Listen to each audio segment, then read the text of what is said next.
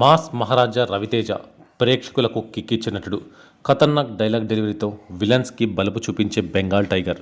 బలాదూర్లో కనిపించిన ఈడియట్లా అనిపించిన ఈ అబ్బాయి చాలా మంచోడని ప్రేక్షకుల మనసు దోచిన దొంగోడు ఆయన.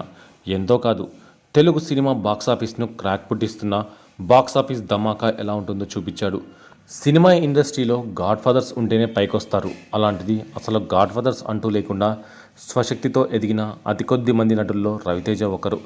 స్వశక్తిని నమ్ముకున్న రవితేజ మొదట అసిస్టెంట్ డైరెక్టర్గా సినీ ప్రస్థానం మొదలుపెట్టి ఆపై చిన్ని పాత్రలతో తెరంగేట్రం చేసిన తన మేనరిజంతో బడా దర్శకులను అట్రాక్ట్ చేశాడు.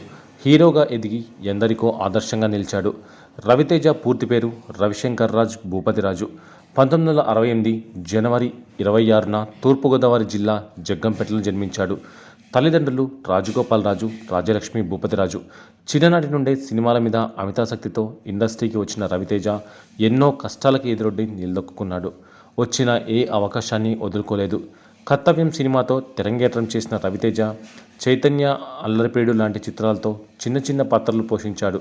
క్యారెక్టర్ ఆర్టిస్ట్గా కొనసాగుతున్న రవితేజకి సోలో హీరోగా అవకాశం ఇచ్చిన చిత్రం నీకోసం. శ్రీను వైట్ల దర్శకత్వంలో వచ్చిన ఈ సినిమా బాక్సాఫీస్ దగ్గర పర్వాలేదనిపించినా రవితేజకు నంది స్పెషల్ జ్యూరీ అవార్డు తెచ్చిపెట్టింది. ఈ సినిమా తర్వాత హీరోగా అవకాశాలు రాకపోయినా క్యారెక్టర్ ప్రాధాన్యమున్న పాత్రలు చాలా వచ్చాయి. వచ్చిన ఏ అవకాశాన్ని వదులుకొని రవితేజ వాటిల్లోనూ తన సత్తా రుజువు చేసుకున్నాడు. ఈ సమయంలోనే రవితేజకు పూరి జగన్నాథ్ దర్శకత్వంలో ఇట్లు శ్రావణి సుబ్రహ్మణ్యం చిత్రంతో మరోసారి సోలో హీరోగా ఛాన్స్ దక్కింది. ఈ సినిమా సూపర్ హిట్ అయ్యి రవితేజ కథలో మొదటి సక్సెస్ చేరింది. 2012 రవితేజ కెరియర్కు మంచి పునాది వేసిందని చెప్పాలి. వంశీ దర్శకత్వంలో వచ్చిన అవును వాళ్ళిద్దరూ ఇష్టపడ్డారు హిట్ అయితే ఈడియట్ సినిమా సూపర్ హిట్ అయ్యాయి. ఇట్లు శ్రావణి సుబ్రహ్మణ్యం సినిమాతో రవితేజకు మొదటి హిట్ అందించిన పూరి జగన్నాథ్ ఈడియట్ సినిమాతో రవితేజ బాడీ లాంగ్వేజ్కు సూట్ అయ్యే చంటి పాత్రను సృష్టించాడు. ఈ పాత్రలో ఎనర్జెటిక్ పర్ఫార్మెన్స్ ప్రదర్శించి తిరుగులేని మాస్ మహారాజుగా అవతారమెత్తాడు. ఈ సినిమా తర్వాత రవి ఇక వెనక్కి చూసుకునే అవసరం లేకుండా పోయింది. ఆఫర్లే రవితేజ వెంట నడిచాయి. ఈడియట్ సినిమా తర్వాత ఈ అబ్బాయి చాలా మంచోడు, ఖడ్గం లాంటి మూవీలో నటించాడు. ఈ అబ్బాయి చాలా మంచోడు హిట్ అనిపించుకోగా ఖడ్గం మూవీ మరోసారి నంది స్పెషల్ జ్యూరీ అవార్డు తెచ్చిపెట్టింది. రవితేజ కెరియర్ని మలుపు తిప్పింది ఇద్దరు దర్శకులు. వీరిలో ఒకరు కృష్ణవంశీ అయితే మరొకరు పూరి జగన్నాథ్. రవితేజలోని పూర్తి నటుని కృష్ణవంశీ ప్రేక్షకులకు పరిచయం చేస్తే పూరి జగన్నాథ్ రవితేజలోని హీరోయిజం ఎలాంటిదో చూపించాడు. ఈడియట్ తర్వాత అమ్మా నాన్న ఓ తమిళ అమ్మాయి లాంటి మరో హిట్తో రవితేజ కెరీర్కు డోకా లేకుండా చేశాడు. ఆ తర్వాత వరుసగా ఒక రాజు ఒక రాణి, దొంగోడు, వీడే, వెంకీ, నా ఆటోగ్రాఫ్, స్వీట్ మెమరీస్, చంటి లాంటి సినిమాలు చేసి వాటిలో సత్తా చూపించాడు. హీరోగా సత్తా చాటుతున్న రవితేజ సింగర్గా కూడా అభిమానుల్ని అలరించాడు. బలుపు సినిమాలో కాజల్ చెల్లివా అనే సాంగ్తో పాటు పవర్ సినిమాలో నోటంకి నోటంకి సాంగ్తో ప్రేక్షకులను అలరించాడు. ఈ రెండు సినిమాలకు మ్యూజిక్ తమన్ అందించాడు. 2005లో వచ్చిన Bhadra movie super duper hit అయింది. బోయపాటి శ్రీను మొదటి సినిమాగా వచ్చిన ఈ మూవీ తెలుగులో సూపర్ హిట్ అవడమే కాదు ఇతర భాషల్లోకి రీమేక్ అయ్యి అక్కడ కూడా హిట్ అనిపించుకుంది. ఈ సినిమా తర్వాత వచ్చిన భగీరథ, షాక్ సినిమాలు ఫ్లాప్ అయినప్పటికీ రాజమౌళి దర్శకత్వంలో వచ్చిన విక్రమార్కుడు సినిమా రవితేజను మళ్ళీ రికార్డుల ట్రాక్ ఎక్కించింది. ఈ సినిమా రవితేజ కెరియర్లో అప్పటి వరకు వచ్చిన అన్ని సినిమాల్లోకెల్లా రికార్డు కలెక్షన్స్ రాబట్టింది.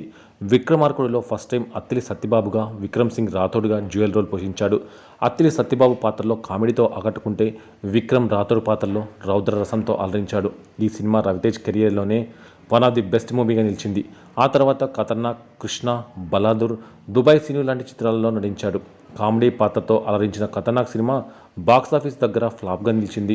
బలాదూర్ సినిమా కూడా ఫ్లాప్ అయిన దుబాయ్ సీను, కృష్ణ సినిమాలు సూపర్ హిట్ అయ్యాయి. రవితేజ కెరీర్లోని నటుడిగా బెస్ట్ మూవీ 2008లో రిలీజ్ అయిన నేనింతే. పూరి జగన్నాథ్ దర్శకత్వంలో సినిమా ఇండస్ట్రీ నేపథ్యంలో తయారైన ఈ సినిమా నటుడిగా రవితేజకు నంది అవార్డు తెచ్చిపెట్టింది. ఆ తర్వాత ఇయర్లో వచ్చిన Kick movie blockbuster hit అయింది. ఈలైనాతో జోడీ కట్టిన ఈ మూవీ కథన పరంగా డిఫరెంట్గా ఉండి మ్యూజికల్గా కూడా హిట్ సొంతం చేసుకుంది. ఈ సినిమాలో రవితేజ కామెడీ సీన్స్తో పాటు యాక్షన్ సీన్స్లోనూ ఇరగదీసే పర్ఫార్మెన్స్ ప్రదర్శించాడు. శంభో శివశంభో, డాన్, సీను 2 సినిమాలు రిలీజ్ అయ్యాయి. శంభో శివశంభో సినిమాలో నటనకు ప్రాధాన్యమున్న పాత్రలో మెప్పిస్తే గోపీచంద్ మల్లేని దర్శకత్వంలో వచ్చిన డాన్ సీను మూవీతో మాస్కు దగ్గరయ్యే పాత్రలు అలరించాడు. ఇలా కెరియర్లో ఎన్నో వైవిధ్యమైన పాత్రలు పోషిస్తూ వస్తున్న రవితేజ ప్రస్తుతం వరుస హిట్స్ అందుకుంటూ ఫుల్ జోష్ మీద ఉన్నాడు. ఓవైపు వరుసగా ప్రాజెక్టులకు గ్రీన్ సిగ్నల్ ఇస్తూనే మరోవైపు బ్యాక్ టు బ్యాక్ చిత్రాలతో అలరించేందుకు సిద్ధమయ్యాడు. మాస్ మహారాజా రవితేజ నటించిన లేటెస్ట్ మూవీ ఈగల్.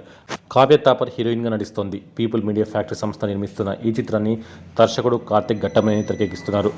సంక్రాంతికి విడుదల కావాల్సిన ఈ చిత్రం ఇతర చిత్రాల పోటీ వల్ల టాలీవుడ్ నిర్మాత అంతా కలిసి పోస్ట్పోన్ అయ్యేలా చేశారు. దీనితో ఈ చిత్రం ఫిబ్రవరి 9న రిలీజ్కి రెడీ అవుతుంది. దీంతో రవితేజ ప్రచార కార్యక్రమాల్లో పాల్గొంటున్నారు. ఉస్తాద్ షోతో మంచు మనోజ్ ఆడియన్స్ని బాగా అలరిస్తున్నారు. మంచు మనోజ్ హోస్ట్గా చేస్తున్న ఉస్తాద్ షోకి రవితేజ అతిథిగా హాజరయ్యారు. ఈ షోలో రవితేజ మంచు మనోజ్ మధ్య సరదా సంభాషణ సాగింది. మంచు మనోజ్ ఓపెన్గా రవితేజని కొన్ని ప్రశ్నలు అడిగేశాడు. ఈ ప్రశ్నలకు రవితేజ ఇచ్చిన సమాధానం కూడా అంతే ఆసక్తిగా ఉంది. మంచు మనోజ్ మాట్లాడుతూ మనమిద్దరం మొదటిసారి ఎప్పుడు కలిసాం అన్నయ్య అని అడిగారు. రవితేజ ఆలోచిస్తుండగా నువ్వేమైనా ఫిగరా గుర్తుపెట్టుకోవడానికి అనుకుంటున్నారు కదా అంటూ మనోజ్ ఫన్నీగా నేశాడు.